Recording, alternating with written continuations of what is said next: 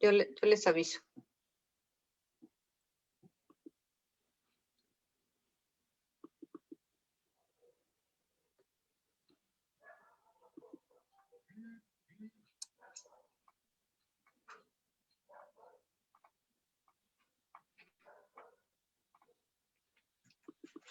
Listo, ya estamos. Pues buenas tardes a todos y a todas que nos ven y nos escuchan desde este espacio del Centro de Estudios para el Arte y la Cultura de la Universidad Autónoma de Chiapas. Esta tarde, empezar este 2021, empezar desde este encierro que aún continuamos, pues seguimos desde este espacio charlando, platicando, compartiendo con personas que han ido dejando huella desde la investigación, la danza.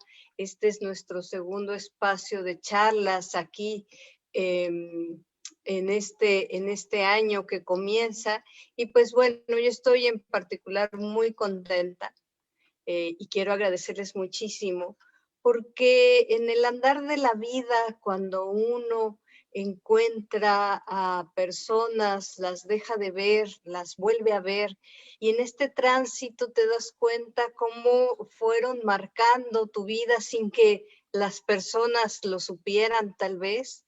Y este es el caso de la maestra Alejandra Ferreiro. Alejandra, gracias por estar aquí, por compartir con nosotros, por estar. Siempre estuve atrás de una cortina o sentadita en un espacio viéndote miles de millones atrás, de los cuales no vamos a hablar, pero para mí es un orgullo tenerte en estas pantallas que compartas con nosotros.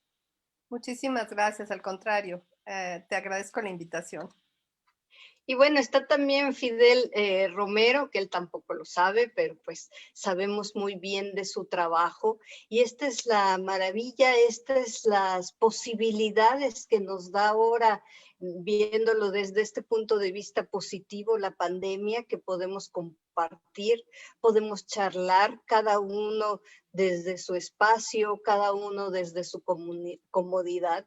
Y vemos, bueno, que Fidel está en un espacio magnífico, en un espacio en donde me muero de la curiosidad que nos cuentes todo. Ya nos irás contando de ese espacio, si es tu espacio de trabajo en donde echas a andar toda esta tu creatividad hacia la realización de videos.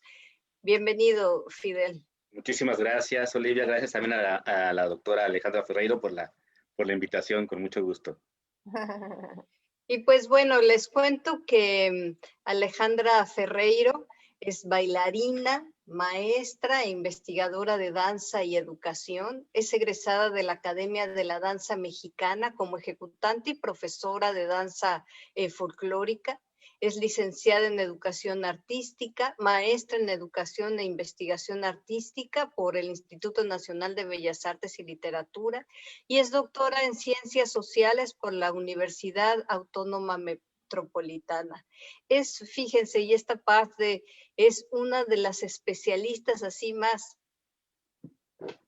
guaus que tenemos en nuestro país, de esto que cómo es el lenguaje de la danza, ¿no? Cómo se escribe, cómo se analiza, cómo se conceptualiza, ¿no? Finalmente, pues el lenguaje es una danza, ¿no? Perdón, la danza es un lenguaje, bueno, el lenguaje también es una danza, pero ella es de las que más se ha internado a dar una explicación, a conceptualizarnos, a explicarnos qué es esto del lenguaje de la danza. Ella se formó en un centro muy especializado que hay en Inglaterra. Ella también, bueno, es educadora de movimiento somático y, bueno, es miembro del Sistema Nacional de Investigadores, ¿no? Y esto la llevó a ser, pues, investigadora en el CENIDI Danza José Limón, en este centro de investigación dancística que también tiene el Instituto Nacional de Bellas Artes y Literatura. Y, bueno, ahora también está contribuyendo, está trabajando en una maestría que ya nos contarás, Alejandra, que se llama Desarrollo Educativo y tiene una línea en educación artística en la Universidad Pedagógica Nacional, lo cual ahorita iremos platicando, pero es una acertada línea dentro de una maestría en educación. Y bueno, tiene Alejandra miles de artículos, ha sido docente por mucho tiempo, ha sido investigadora, ha tenido también cargos como funcionaria, etcétera, etcétera, etcétera. Ustedes ahí pueden entrar al famosísimo Google y pónganle ahí y saldrán muchísimas cosas más de ella. Y bueno, Fidel Romero también es investigador del CENI Danza, José Limón. Es maestro en investigación de la danza, tiene estudios en dirección cinematográfica y bueno, su trabajo se ha desarrollado a lo largo de estos años también en la investigación, en la iconografía dancística, ¿no? Y la producción de videos y documentales. Fidel es aquel que, al conocer precisamente este lenguaje de la danza, puede capturarlo en estas cuestiones cibernéticas, en estas plataformas, en estas cámaras de video y nos da a nosotros, los espectadores, el público, otra forma de observar y escuchar al lenguaje dancístico. Ya nos contará qué retos le implica esto, ¿no?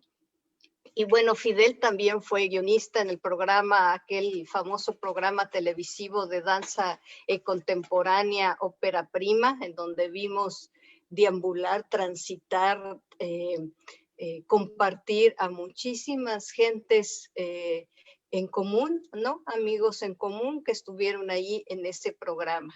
Y bueno, Fidel también tiene una larga experiencia como locutor, guionista también, y esto les ha permitido entonces ahora juntarlos, caminar juntos en diversos proyectos que ya empezaremos a platicar. Pero antes de empezar con esto, Alejandra, me encantaría que nos pudieras compartir en qué momento de tu vida dices, mi vida es la danza. Uy, Aurora, pues creo que como todos los egresados de la Academia de la Danza, bueno, a lo mejor no todos, pero la mayoría, pues comenzamos muy chiquitos. Y alguna vez escribí sobre maestros o he escrito sobre maestros y se parece mucho.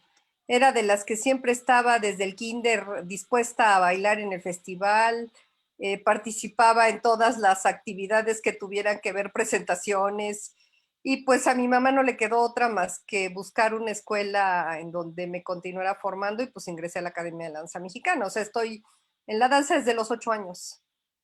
Entonces, pues prácticamente toda mi vida me he dedicado a la danza. Y pues sí, en el medio educativo desde muy jovencita, porque la Academia de la Danza también era, en el momento que yo estudiaba, estaba ligada a la carrera de ejecución con la de maestro, con la de profesor de danza. Y pues a los 16 años empecé a dar clase y pues eso me atrapó tal vez muchísimo más que la propia escena. Entonces, pues sí, toda mi vida he estado en esto, desde diferentes trincheras, afortunadamente. Sí, claro, eso es lo mágico de esto que llamamos vida, ¿no? Cómo se van intercalando experiencias, cómo te vas encontrando en diferentes caminos, ¿no? Cómo te acercas a otras formas del conocimiento siempre desde la danza. Fidel, cuéntanos también un poquito en qué momento de tu vida dices, a mí como que me llama la atención esto del lenguaje, pero también me interesa mucho el lenguaje visual, ¿no? ¿Cómo vas interrelacionando esto con la investigación? Pues mira, yo sí me acerqué a la danza ya un poco tarde, más bien la danza me tomó por asalto, y porque, bueno, mi formación es como comunicólogo, y yo estaba un poco más dedicado a la prensa escrita, y después empecé a hacer radio. Y bueno, recién concluida la carrera, me acerqué al CENI Danza y empecé a colaborar con diversas investigadoras y entonces me fui adentrando en todo este mundo de la danza, ¿no? Yo llegué primero por los documentos, por la historia, sabiendo quién era primero Josefina Lavalle, José Limón, y después me fue acercando ya como a la parte escénica y a la parte visual, ¿no? Porque por parte de mi formación, pues me empezó a tocar acercarme ahí con una cámara fotográfica, con un video, al ensayo, a la función.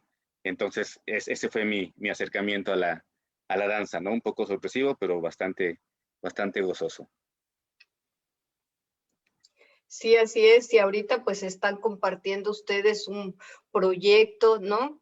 Que está apoyado por el programa de apoyo a la docencia, investigación y difusión de las artes 2019, en el que ustedes están, surge pues de esta línea de educación que tienen en la UPN.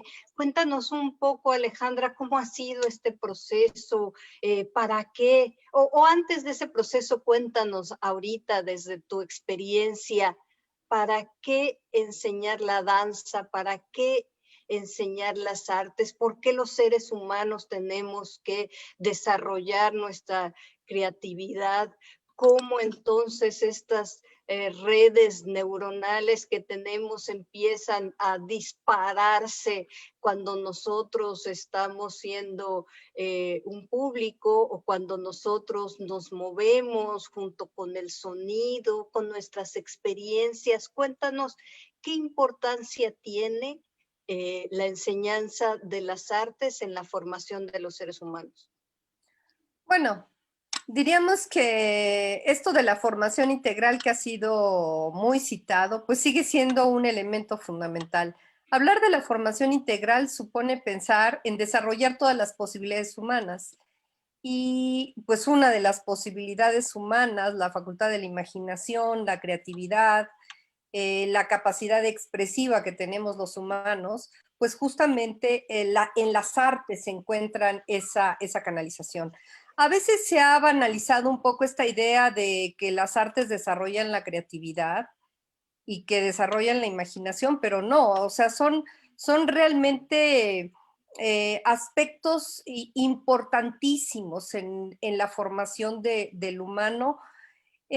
Diría que en su concepción de la vida, cuando tú descubres a través de las artes que eres capaz de producir otros mundos, que eres capaz de crear algo distinto, diferente, te das cuenta de que no hay límites, de que siempre hay otra posibilidad. Y creo que además durante la pandemia esto pues ha sido fundamental, si no nos hubiéramos quedado sentados. O sea, darnos cuenta de que siempre hay una salida, de que siempre hay una otra respuesta, otra mirada distinta, otra perspectiva del mundo. Eso es lo que nos ofrecen en primera instancia las artes.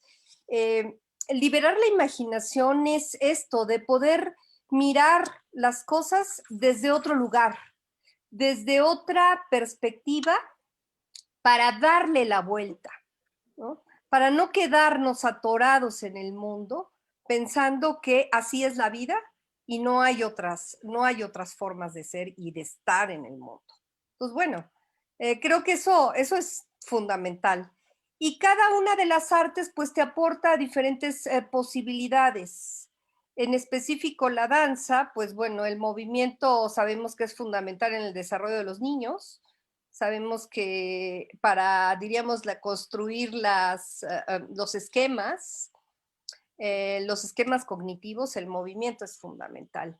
Pero después también para desarrollar la lateralidad, para desarrollar la espacialidad, etcétera. O sea, hay una serie de beneficios.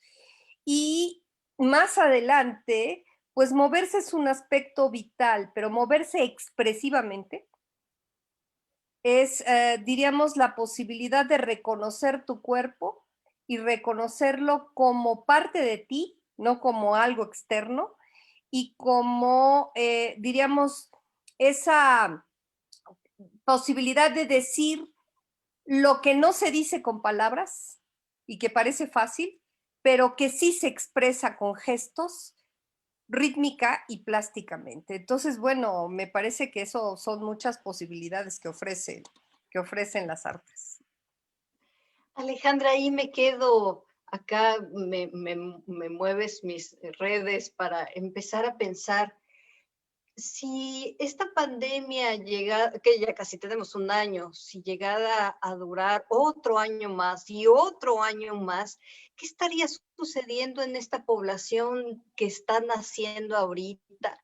En esta población que ahorita tiene 2, 3, 4 años y que sus posibilidades de movimiento, ¿no? Si es que están en un encierro total, sus posibilidades de movimiento, sus posibilidades de entender otros mundos a través del movimiento, sus posibilidades de tener otros alcances a través de estos lenguajes dancísticos, de estos lenguajes musicales, de estos lenguajes de colores. Digo, sé que no podemos adelantarnos, pero dada tu experiencia, ¿no? Desde la docencia, desde la investigación, ¿qué podrías estar tú visualizando en estas generaciones? Bueno, en realidad es un problema que se ha presentado. Los niños cada vez se mueven menos. Se han hecho diversos esfuerzos para que encuentren aún incluso en espacios tan reducidos como puede ser una silla, como puede ser la cama, posibilidades de moverse. Porque ni siquiera me lo puedo imaginar, te diría Aurora. O sea, me lo estabas preguntando y yo decía, no, ni siquiera me he podido imaginar las limitaciones que podríamos tener frente a la falta de movimiento. Afortunadamente creo que hay otras, no sé, a veces cuando veo a los niños jugando con los videos estos y se están, hasta ahí diríamos, creo que se expresa la necesidad. Afortunadamente los niños tienen esa necesidad y se mueven. Es más adelante donde empiezan a, no tan pequeños como cuando tú no me lo estás señalando, sino más adelante cuando no encuentran, o más bien cuando se limita esta capacidad por estar frente a la pantalla sin moverse, que sí se puede estar moviéndose, se puede estar descubriendo, no sé, el cómo dentro de aquí, por ejemplo, podrías movilizar justo los brazos, la cabeza, estar explorando tu torso, puedes explorar los movimientos de tus piernas, etcétera. Y eso es además a lo que estamos recurriendo. Estamos, diríamos que descubriendo que si bien es cierto, en este momento no tenemos espacios para desplazarnos, sí podemos encontrar movilización general del cuerpo en espacios muy acotados y disfrutarlo, porque además no se trata solo de moverse, sino de encontrar esta organicidad, esta, diríamos, calidad de movimiento que hace que tu cuerpo encuentre una sensación placentera, pero placentera sobre todo por lo orgánico de ese movimiento. Entonces, bueno, yo te diría que no me lo imagino y que lo que haría sería invitar a que nos movamos, incluso en esto, como te decía, en un espacio restringido, en la silla, en la cama, en donde podamos, hagamos diríamos, no esfuerzo, sino encontremos elementos para movernos, porque es cierto, me gusta mucho como lo dice Laban, moverse es la alegría de la vida. O sea, cuando uno muestra alegría, hay movimiento, necesariamente.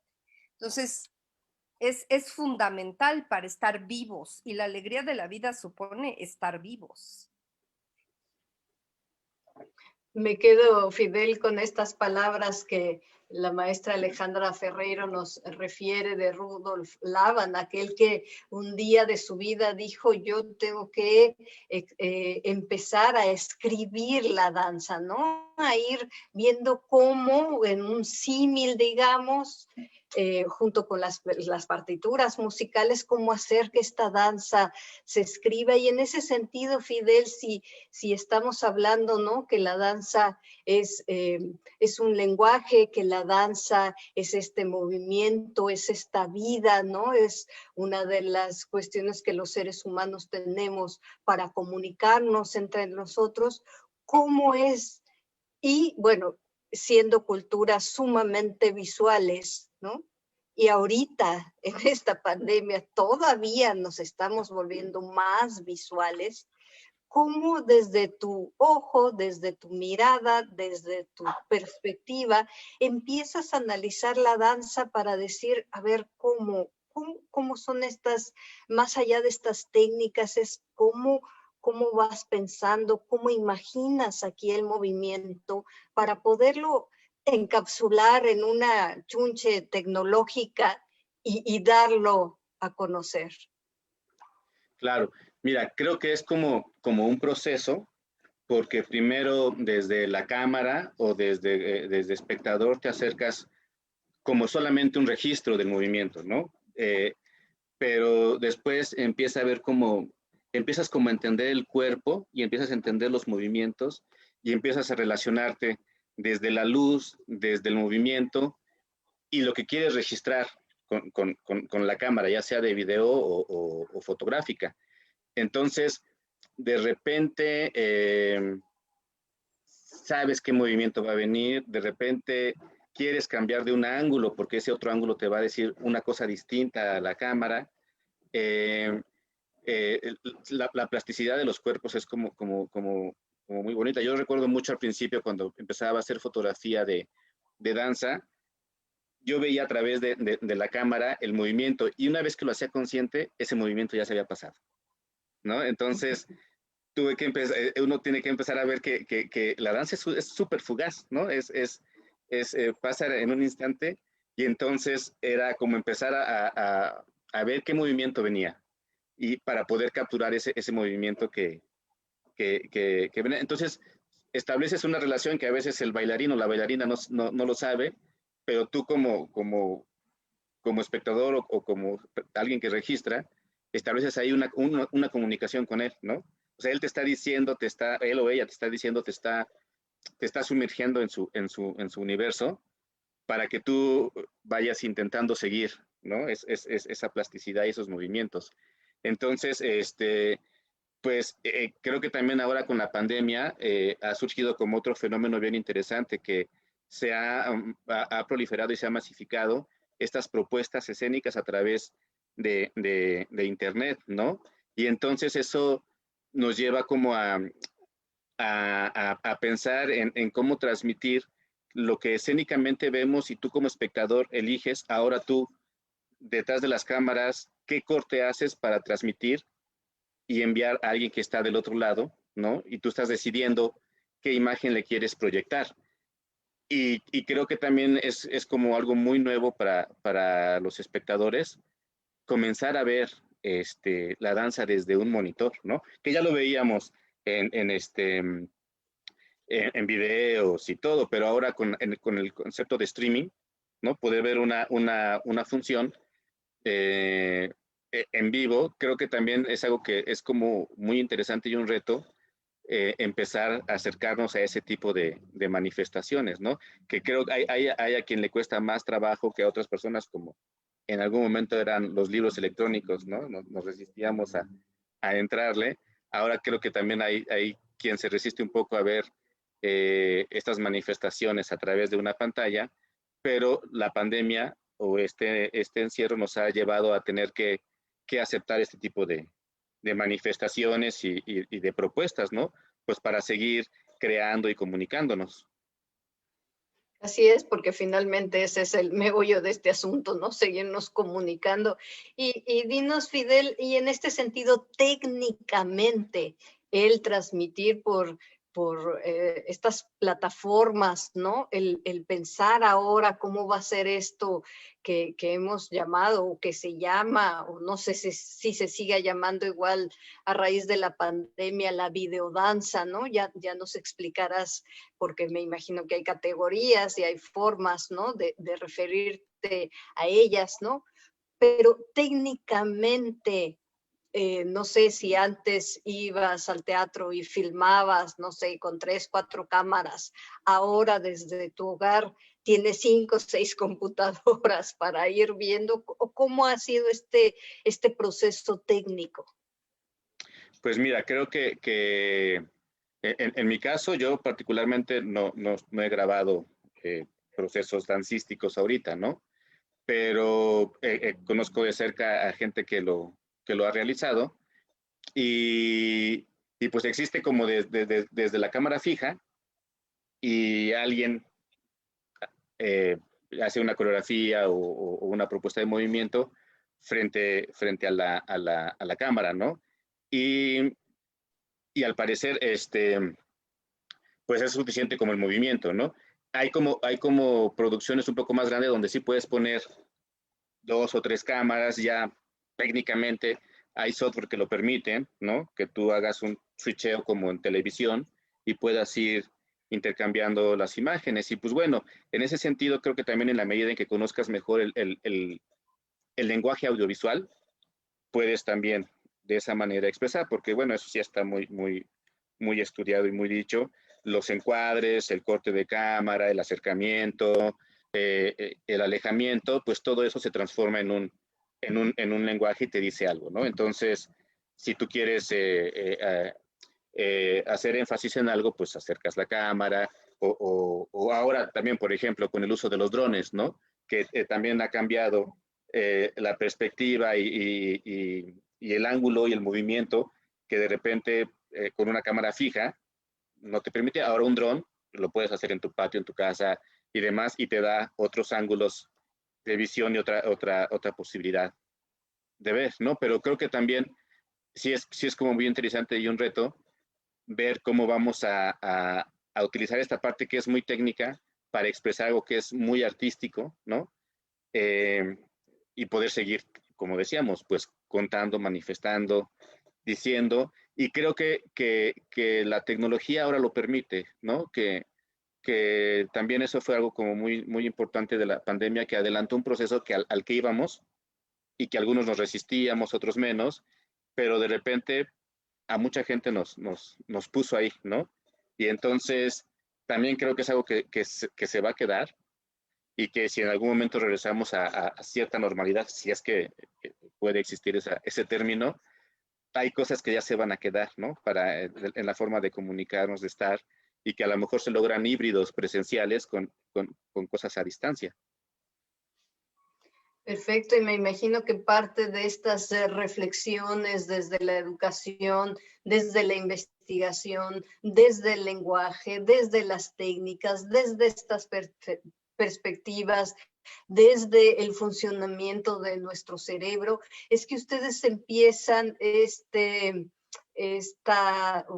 espacio también cibernético, ¿no? Este blog que se llama Acompañamiento en las Artes, que entiendo pues es resultado de esta maestría en desarrollo educativo de la UPN y que tiene esta línea en educación artística. Cuéntanos, Alejandra, cómo ha sido este proceso, ¿no? Este es un proyecto apoyado por el programa a la docencia, investigación y difusión de las artes del Centro Nacional de las Artes 2019. Cuéntanos, Alejandra, ¿de qué se trata este proyecto? Sí, bueno, como bien señalas, es un proyecto que surge en la línea de educación artística. En 2010, un grupo de profesores decidimos indagar sobre cómo se estaban desarrollando las prácticas de enseñanza en artes de los profesores de las telesecundarias y fuimos pues a diferentes telesecundarias eh, a justo indagar, pero mediante un formato que nos permitía simultáneamente formar a los profesores. que es justo el acompañamiento. El acompañamiento es una modalidad de formación in situ, pero que tiene la característica de no es un curso, sino de asumir una relación, de ir al lado del otro.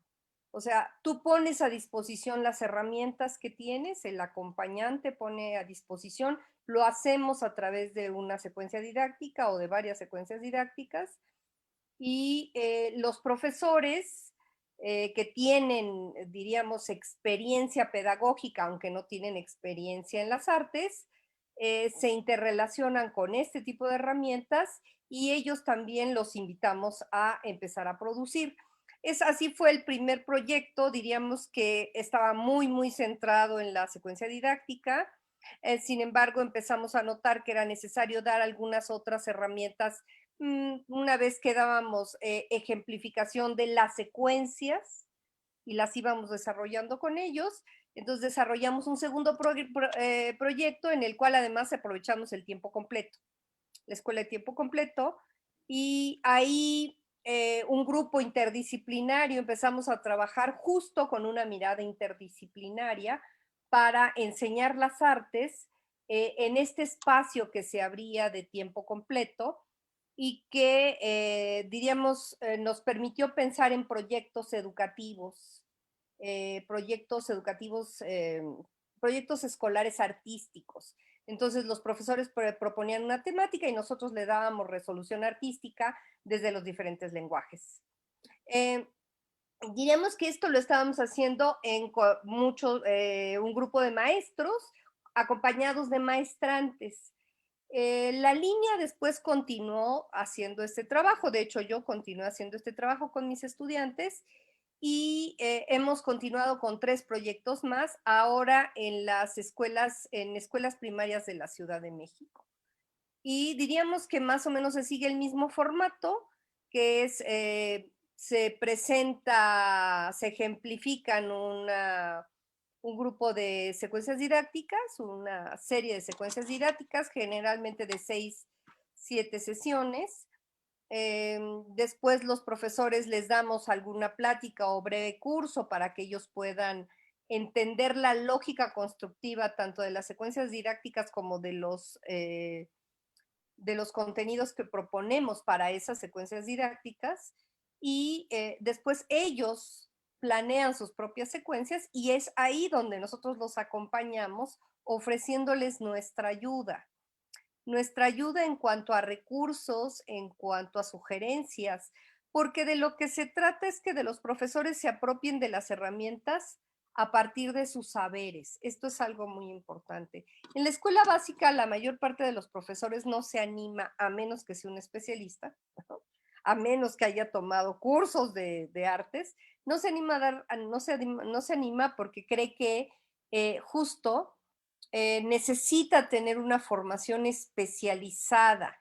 Y las herramientas, las metodologías que nosotros utilizamos, que bueno, pues tú sabrás que yo utilizo el lenguaje de la danza, son accesibles a todos los humanos, independientemente de si saben danza o no, porque lo que los invita en el caso del lenguaje de la danza es explorar sus posibilidades de movimiento y hacerlo de una manera lúdica a través de símbolos, a través de conceptos de movimiento que están muy acotados y eso disminuye la ansiedad de los profesores, el miedo, más que la ansiedad, el miedo a enseñar algo que no saben y que los estudiantes se empiezan a entusiasmar con ellos, ir descubriendo cómo pueden producir estos movimientos, o ahora con una de las metodologías que utilizaron, que es el sound painting, en donde el maestro, diríamos que es un director de escena y con señas dirige a los estudiantes. Por supuesto, antes se hacen ejercicios de improvisación, etcétera. Entonces, todas estas herramientas que son muy accesibles para los profesores, nosotros las compartimos, pero las compartimos ahí en situ con sus alumnos y nos damos cuenta o más bien, respondemos a las necesidades de los profesores. El profesor va pidiendo ayuda y nosotros vamos respondiendo en recursos, contenidos y metodologías de acuerdo con esas necesidades. Y esa información, ese proceso de formación, lo documentamos y lo documentamos fundamentalmente con video, porque hacemos etnografía visual para hacer las investigaciones. Entonces tenemos un archivo enorme de imágenes, de video, de fotografías, aparte, bueno, bitácoras, etcétera, que las acompañantes tienen para después analizarla y producir y hacer sus trabajos de investigación. Y desde la primera investigación nos dimos cuenta que el lenguaje visual era una manera muy fácil de comunicar los resultados de la investigación. Igual, justo porque hay esta cercanía con el lenguaje del video, ¿no?, en los profesores, porque, bueno, pues, ¿quién no busca este material en YouTube? ¿Quién no busca un tutorial en YouTube? Pues ahora todo el mundo lo hacemos y ahora más durante la pandemia. Entonces, diríamos, la cercanía con este lenguaje visual nos hacía muchísimo más accesible, pero también porque tiene fines de investigación. Los maestros reflexionan a partir de la imagen y generan otro proceso. Y diríamos, para centrar un poco con el trabajo de Fidel, en la primera investigación no trabajamos con Fidel, y justo lo platicábamos cuando te comenté que a mí me gustaría que pudiera colaborar con nosotros, porque fue muy interesante cuando un videoasta no tiene como el vínculo con lo educativo, con la danza, con las artes, diríamos que ilustra el video, lo que tú le das como guión, y no es cierto, en muchas ocasiones, por supuesto, también le da un sentido estético, pero no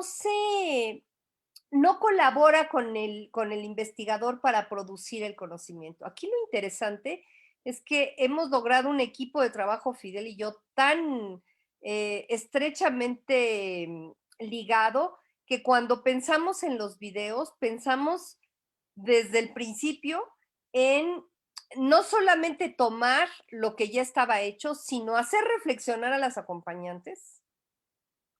Y después de esa reflexión, diríamos, producir las imágenes que fuesen necesarias, no solo para ilustrarla, insisto, lo que ellas estaban produciendo de reflexión, sino para poder, diríamos, comunicar ese conocimiento que se estaba ahí dando, centralizando, focalizando en la producción, poderlo comunicar de la mejor manera. Y pues bueno, Fidel lo ha hecho espléndidamente, porque le da este sentido doble. Por un lado, tiene una gran sensibilidad educativa, pero también, pues por supuesto, es un investigador y tiene esta sensibilidad de la imagen, del lenguaje visual. Entonces, insisto, no solamente se trataba de que se tomaran o se ilustraran, sino de producir, de reflexionar sobre lo que había ocurrido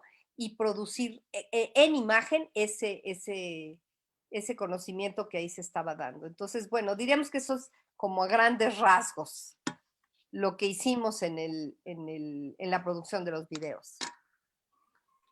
Sí, en este sentido, Fidel, entonces, si pudieras compartirnos parte de esta reflexión tuya, de esta conceptualización entonces de lo visual, ¿no? Porque no es como nos dice la doctora Alejandra, una simple tomas, ¿no? Y simple acomodamiento visual, sino tiene que ver con toda una investigación, ¿no? Adentrarse al mundo de la educación, y todavía más adentrarse entonces a reflexionar y entrar a digamos, campo filosófico de qué es lo que ve el otro que quiero que vea, pero desde mi yo, cómo lo veo para que el otro se interne y vea, ¿no? Entonces, Fidel, ¿cómo es este proceso? Sí, mira, pues desde un principio, cuando Ale me invitó a participar en estos proyectos, porque ya han sido varios momentos en los que hemos estado trabajando, pues ella planteaba el hecho de que quería materiales multimedia lúdicos y no solo lúdicos, que fueran herramientas, ¿no?, de gran utilidad para estimular y orientar procesos que facilitan la aproximación a estos acompañamientos, ¿no? Y entonces, como ella lo decía, había mucho material que las y los acompañantes habían ido registrando, pero bueno, el registro por sí mismo no nos cuenta o no tiene una narrativa, ¿no? Entonces, con Ale lo que buscábamos es que estas imágenes, más allá de su valor estético y de su valor informativo, pues nos llevaran también a la reflexión y también poder contar, poder contar una historia, ¿no? Entonces, para mí ha sido un proceso bien interesante porque eh, es como adentrarte como en un proceso, primero escuchar las entrevistas, los testimonios, en su mayoría de las acompañantes que han trabajado, y después cuando ves lo que ellas han registrado, es como muy interesante ver cómo sus discursos y sus reflexiones de repente toman sentido en el movimiento, ¿no? Y además ellas posteriormente también empiezan como a reflexionar.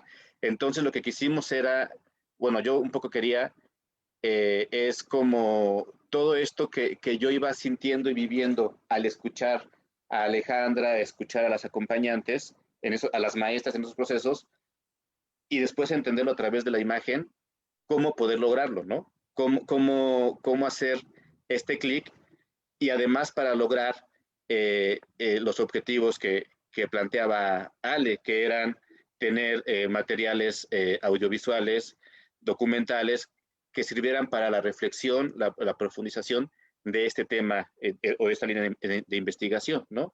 Entonces creo que ese fue uno de donde parto para poder adentrar a la elaboración de estos materiales multimedia o audiovisuales. ¿Tendrás algo que nos quieras compartir, Fidel, de este material? Sí, claro. Hay un resumen para este blog. Ya se tenían algunos videos de los primeros dos proyectos en los que se trabajaron, y para Padir elaboramos 10 videos, 3 videos largos de 20 minutos y los demás más cortos. Entonces, aquí traigo un extracto de los 10, para no ponernos todo, pero para ver un poco el ejemplo de cómo se fue logrando esto.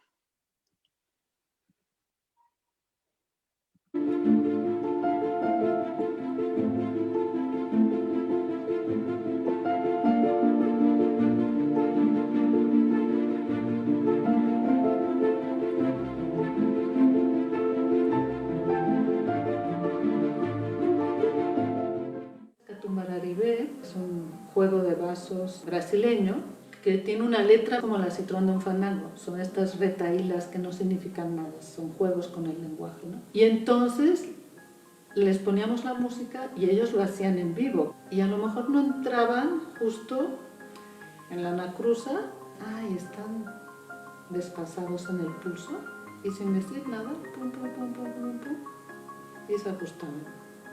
40 niños. Y para los niños fue muy, yo creo que un aprendizaje también fuerte, porque vieron que podían hacer cosas en muy poco tiempo, o sea, dieron un brinco espectacular, estuvieron haciendo una cruz. Ellos sabían, ¿no? Zum, zum, zum, que era la canción, Escatumbararibé. Y simplemente con decirles zum, zum, zum, y hacerles este gesto, ellos ya sabían, ¿no?, que tenían que entrar al tercer zum, zum, zum, zum, escatumbararibé, escatumbararibé, escatumbasinga, aube, sarube, auba.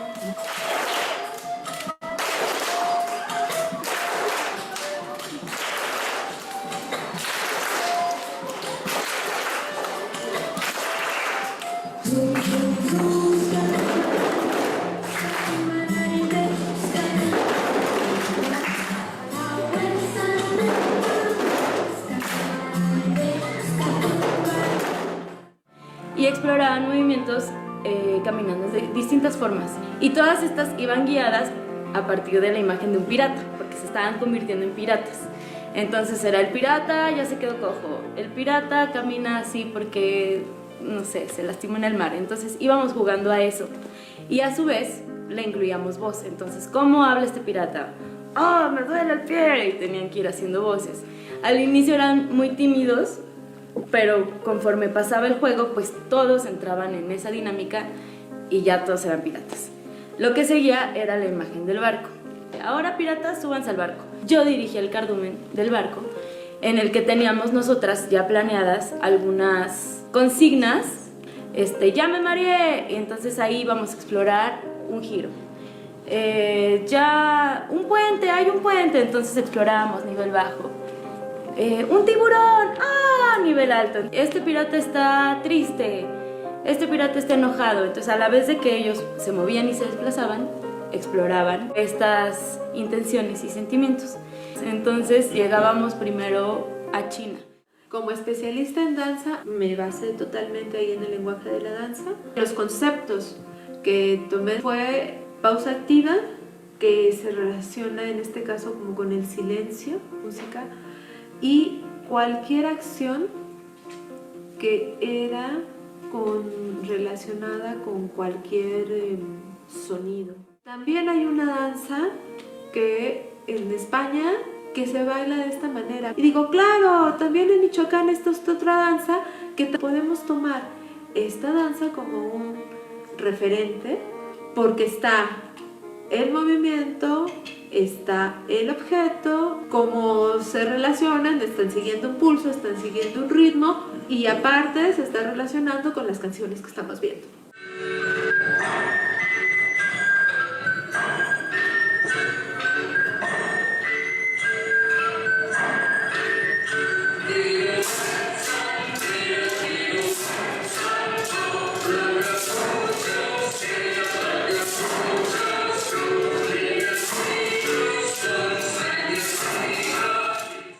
En el grupo de quinto, Lisbeth encontró una canción que fue muy exitosa con los niños, que se llamaba Los Cacharros de la Cocina, y que además nos permitió utilizar cotidiáfonos, mostrarles cómo nosotros podemos hacer sonidos y generar una sonorización a partir de cacharros. Y ahí las otras dos fuimos apoyando, Janine con la pantomima y ahí yo con el lenguaje de la danza.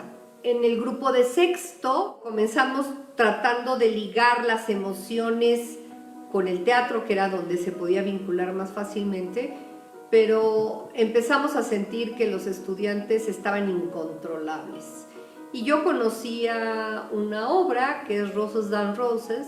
Son adolescentes sentadas en un banco escolar con esta sensación de encerramiento y que lo que hice fue explorar el concepto de gesto, buscando que las niñas estuvieran acotadas, estar en un espacio, que los niños se fueron interesando, las niñas sobre todo, y empezaron a estar muy atentas. Janine y Lisbeth lo que hacían era apoyar.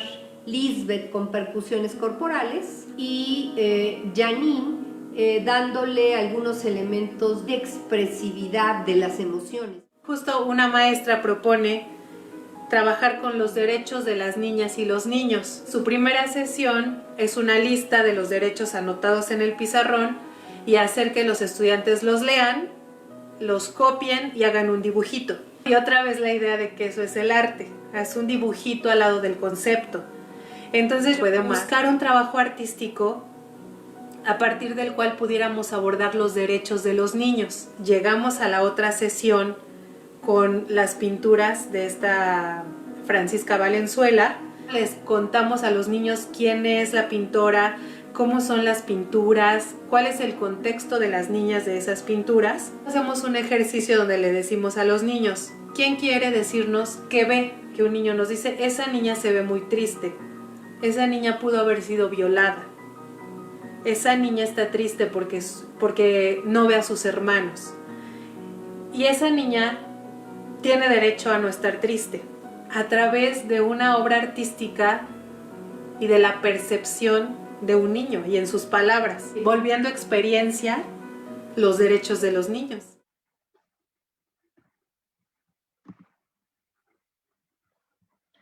Y bueno, eso es como un ejemplo de la serie que se pueden encontrar en los 9 videos de todos estos procesos, ¿no? Entonces, Ale entrevistó a las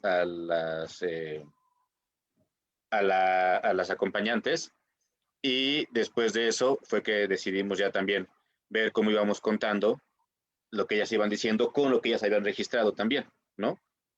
Eso fue un poco como el proceso. Sí, pero bueno, déjame nada más decir rapidísimo que la pandemia nos llegó. O sea, deberé decirte que el proyecto 5, curiosamente, es el que está más desarrollado como originalmente habíamos pensado, porque pudimos no solamente recurrir al archivo, sino producir, también entrevistar a las maestras, e insisto, la pandemia llegó y tuvimos que repensar el concepto y cómo trabajarlos, los otros dos proyectos, solo con las acompañantes, que era lo más seguro que podíamos hacer, y ya teníamos una de esas entrevistas. Entonces, diríamos que nos tuvimos que poner también, utilizar, que no era la idea desde el principio, utilizar y hacer hablar el material de registro para expresar lo que con otros habíamos producido. Entonces también eso fue un asunto, pues, interesante. Sí, claro, son estos retos que nos está marcando la pandemia de proyectos que ya teníamos totalmente estructurados y en este caso pues se ve que obviamente un proyecto así encabezado por ti tiene todos los cuidados desde seguramente la planeación didáctica, ¿no? Hasta ya la realización.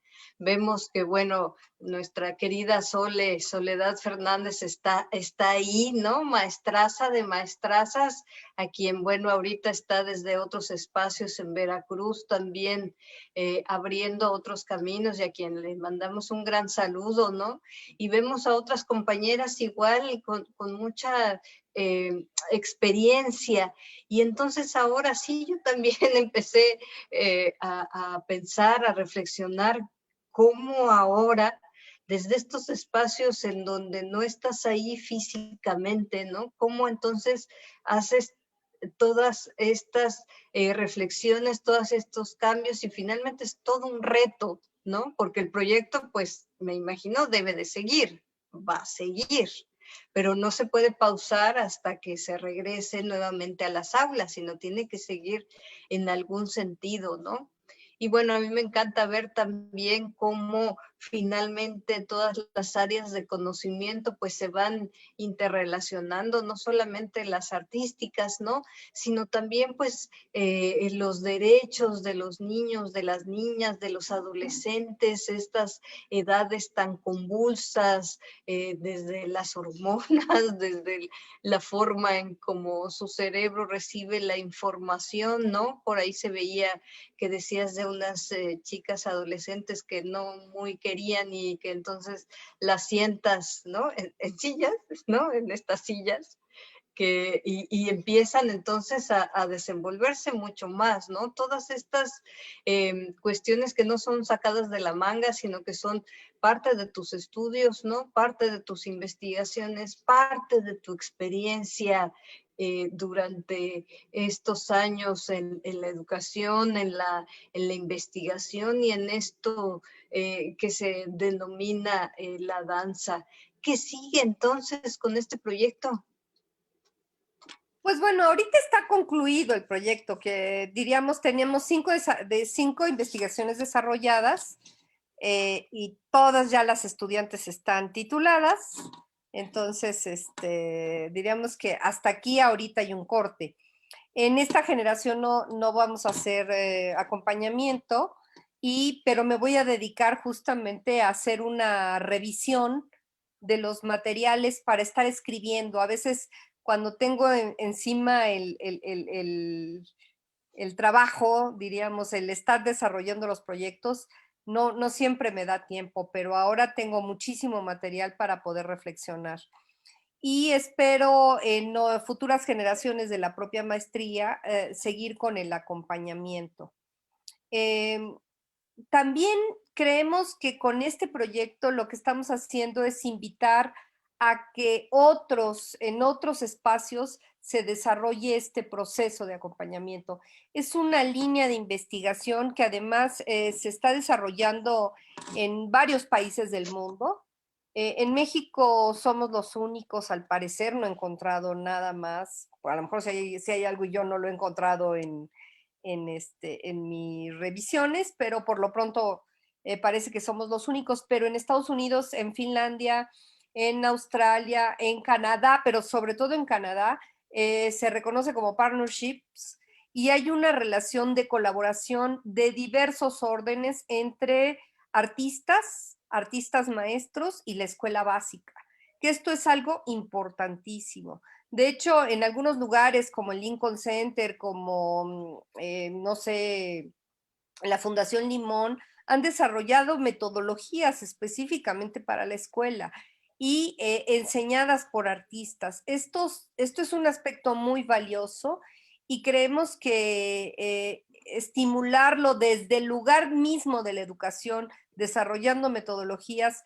propias para la escuela básica, porque esto es algo muy importante. En la maestría nos hemos enfocado no a traer las metodologías de enseñanza profesional de la danza. Es otra historia, son otros objetivos, son otras necesidades, sino precisamente hemos tratado de explorar posibilidades a partir de las necesidades y posibilidades de los propios profesores y los estudiantes. Entonces, diríamos que también muchos de los desarrollos metodológicos se han generado ahí, en el campo, en cómo aplicamos o usamos ciertos recursos que sí provienen del medio profesional, pero que los vamos adaptando a las necesidades de la escuela. Entonces, diríamos que nos seguiremos, particularmente yo, tú sabes que el lenguaje de la danza es una de mis líneas de trabajo más importantes y no solamente con los cursos de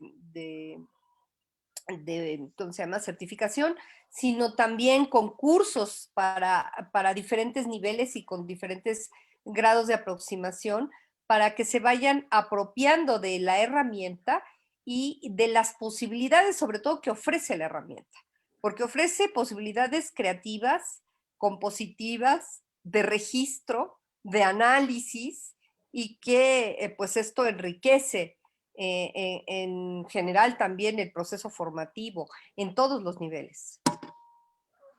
Alejandra, tú que eres una de nuestras grandes expertas en nuestro país de esto, que fuiste a hacer Inglaterra todo este lenguaje de la danza que empezó a escribir, ¿no? O a sistematizar visualmente en un papel que quedara plasmado el movimiento que empezó Rudolf Laban. Explícanos un poquito, así muy rápidamente, de qué se trata. Pues mira, es una aproximación creativa que hace Ann Hutchinson, que es la anotadora experta. Hay dos tipos de notación. Hay una notación estructural, que esa es la que, diríamos, se dedica al registro detallado del movimiento. Sin embargo, Ann Hutchinson y en su momento también Valerie Preston Dunlop piensan que es necesaria, que para muchos bailarines sigue siendo complicado acercarse a este lenguaje de escritura y que es posible pensar en una, diríamos, introducción y desarrollan una metodología o diríamos un conjunto de símbolos que son los símbolos de motivos que atrapan el movimiento general. Cuando hablo de movimiento general, estoy hablando de flexión, extensión, rotación, no con una particularidad técnica o de una calidad de movimiento específica, sino el movimiento en general. Entonces, asocian, bueno, hay un concepto de movimiento, hay un símbolo que está relacionado con ese concepto de movimiento, Ian Hutchinson hace una estructuración particular y desarrolla un alfabeto de movimiento. Y en este alfabeto de movimiento dice, están atrapadas todas las posibilidades de movimiento del humano. Desde las posibilidades anatómicas del cuerpo, pasando por el uso del espacio, el uso de los cambios de soporte y no soporte, de equilibrio, caída, de relaciones, de dinámica, y con esos elementos es posible componer danza y, bueno, por supuesto, registrarla, porque desde el principio está asociado un concepto a un símbolo. Y lo interesante es que se aprende bajo la idea de la exploración creativa.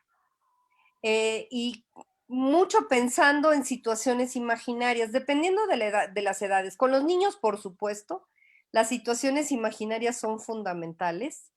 ¿Y esto qué quiere decir? Bueno, pues sí, en vez de presentarles en primera instancia un concepto, lo que le presentas es una imagen, una idea. Entonces, una idea como inflate como un globo, desínflate como globo, o crece como una gran planta, o te marchitas como una hoja, etcétera, ¿no? O sea, imágenes que además están asociadas a cierto tiempo y a cierto uso de la energía, que eso es una característica muy importante.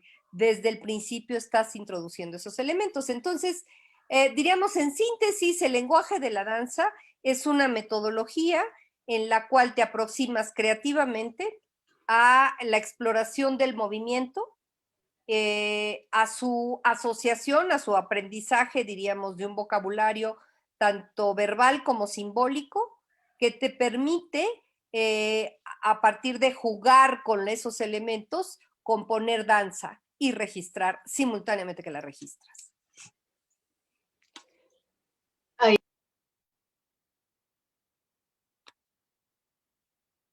Está apagado. Sí, es que ya me empiezas a hacer que empiece yo ti, ti, ti, ti, ti.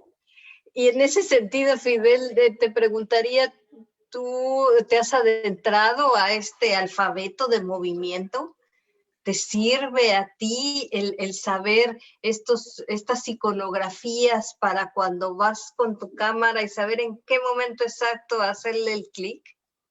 Pues mira, alguna vez lo llegamos a platicar, Ale y yo, de cómo podríamos hacer una especie de, no de partitura ni de guión, sino como una combinación que pudiera servir para una cámara, ¿no?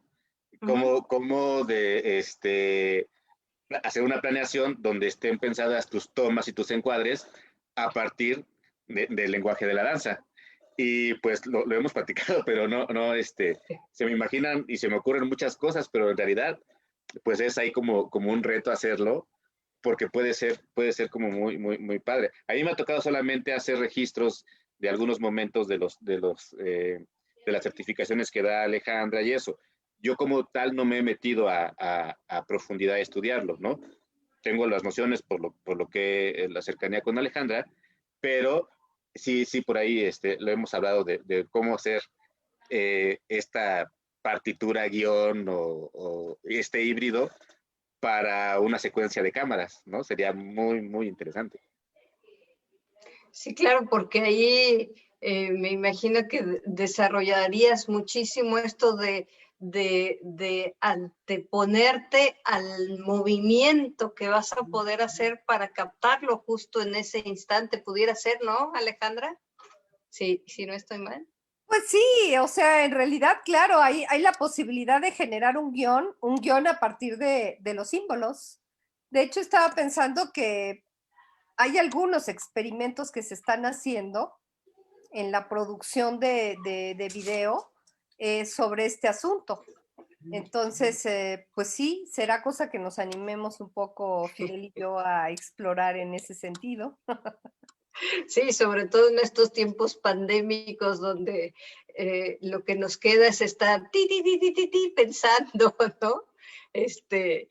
Reinventándonos, reestructurándonos, porque tal vez, digo, no lo sé, no soy experta, pero tal vez pudiera darse esto como una herramienta a estas partes que no, creo que no se llamaría videodanza, sino estas transmisiones de la danza a través de estas plataformas, ¿no?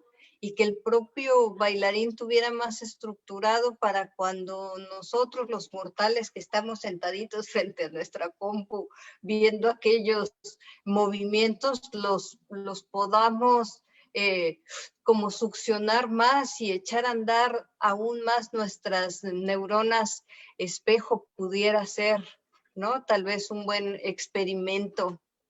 Fíjate que lástima que no nos dijiste que querías algo así, porque en el video que produjo que me ayudó a producir en el aniversario del Centro de Lenguaje de la Danza, hay un fragmento en el cual precisamente con un trabajo de tu hermana le puso a Fidel además la partitura, porque estaban en colaboración con algunos estudiantes en Francia. Entonces fue muy interesante y ahí Fidel sí logró poner la partitura más o menos en el tiempo en el que se estaba ejecutando.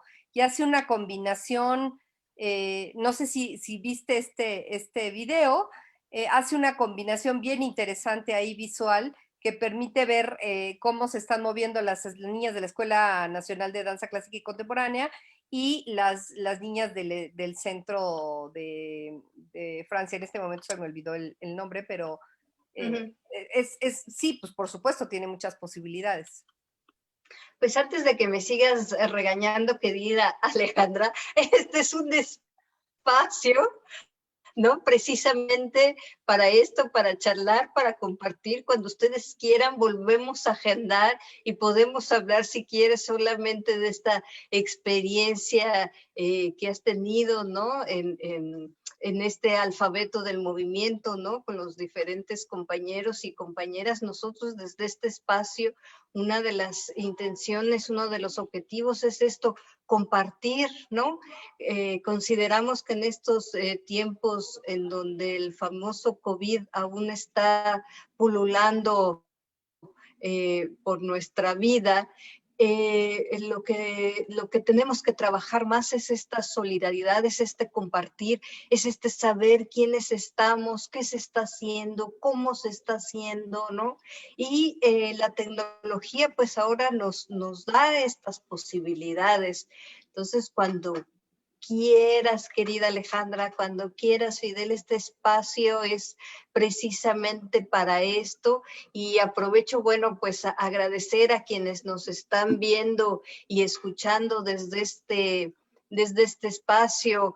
Ahí les pediría a Alejandra y a Fidel que al rato se den una vuelta que queda y puedan contestar algunas de las interrogantes que hay ahí o de los saludos que hay, ¿no? Sí, muchísimas gracias. Y por supuesto, esta es una de las grandes ventajas que, como decía Fidel, yo espero que sean de las que se queden, porque nos han acortado distancias. Desde hace rato que teníamos posibilidad, pero no nos habíamos animado. Ahora ya es parte de la vida cotidiana estar en contacto con Chiapas y con el resto del mundo, y que sí nos abre las fronteras en muchos sentidos. Y sí es una gran oportunidad. Poder compartir con ustedes y pues, sobre todo pues poder servir. La investigación no sirve de nada si alguien no la ve, si alguien no la aprovecha, si no es leída, si no es estudiada por otros. Entonces, pues sí, lo que deseamos es que nuestras investigaciones sirvan y que nos retroalimenten para que sigamos trabajando en este sentido. Sí, así es. Y pues te reitero, Alejandra, este espacio, cuando quieras otra vez aprovecharlo, nosotros felices que pudiéramos conocer esa experiencia y ver en un tiempo si Fidel ya se animó a hacer algo que nos pueda compartir aquí, ¿no? Sería para nosotros muy, muy interesante, no solamente para los estudiantes y los docentes de aquí del Centro de Estudios para el Arte y la Cultura, sino pues de todas las personas que nos ven, ¿no? De otras profesiones, de otras universidades, de otros espacios en donde estamos compartiendo. ¿Algo más que quieras compartirnos, Fidel? Ya nos vamos acercando al cierre. Pues más bien agradecer a Alejandra, a ti, Aurora, este espacio. Creo que es muy importante todo este tipo de actividades, de espacios que se abren, que nos permiten estar a distancia juntos, ¿no? Creo que es muy importante que a pesar de los pesares, de cómo están las cifras y todo, tengamos la oportunidad de podernos reunir para hablar del arte, para hablar de la creación, para hablar de nuestros proyectos, para compartir las investigaciones. A mí se me hace esto como el oasis, ¿no? Del que uno puede beber y alimentarse y lo que nos permite seguir adelante, ¿no? Yo te felicito por este espacio y te agradezco por la invitación y pues ojalá sigamos ahí compartiendo nuestras investigaciones y trabajos y demás. Sí, bueno, solamente también invitarlos a que tenemos una página en el Facebook, desde la cual pueden además llegar al blog. Ahí van a estar alojadas las presentaciones, pero ahí está la página del blog para que puedan ingresar y lo exploren. Vean los videos. La ventaja del video es que puede uno regresar cuantas veces sea necesario y pues que nos contacten para si tienen dudas, comentarios, sugerencias.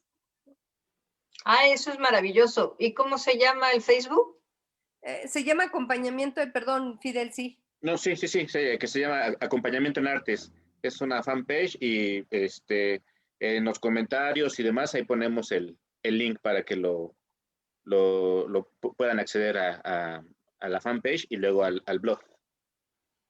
Sí, perfecto, porque ese blog, bueno, yo tuve la oportunidad de entrar y recorrerlo y estar, y pues sí te da toda una panorámica del trabajo, ¿no? Inclusive viene el proyecto 1, proyecto 2, proyecto tal, y empiezas ahí a quedarte un buen rato y a sumergirte y a estar como esponja de este trabajo que ustedes han estado haciendo. Fidel, antes de irnos, enséñanos tus chunches tecnológicas que tienes allá atrás. Yo estoy que me muero de la curiosidad de ver qué tienes ya, pues, ahí. Es mi estación de trabajo. Pues, tuve que adaptarlo ahora en casa. Bueno, de por sí trabajo mucho en casa y pues ahí es desde donde creamos están los monitores, una mezcladora de audio y desde ahí, pues desde ahí trabajamos, creamos y pensamos. Afortunadamente podemos trabajar desde casa y entonces, ahí está, cuando gusten.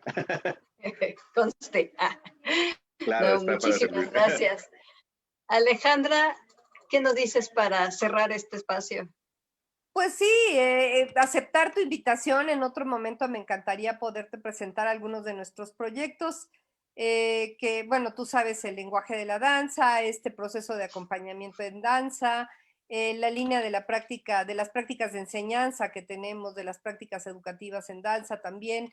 Entonces, pues bueno, pues hay mucho que todavía platicar.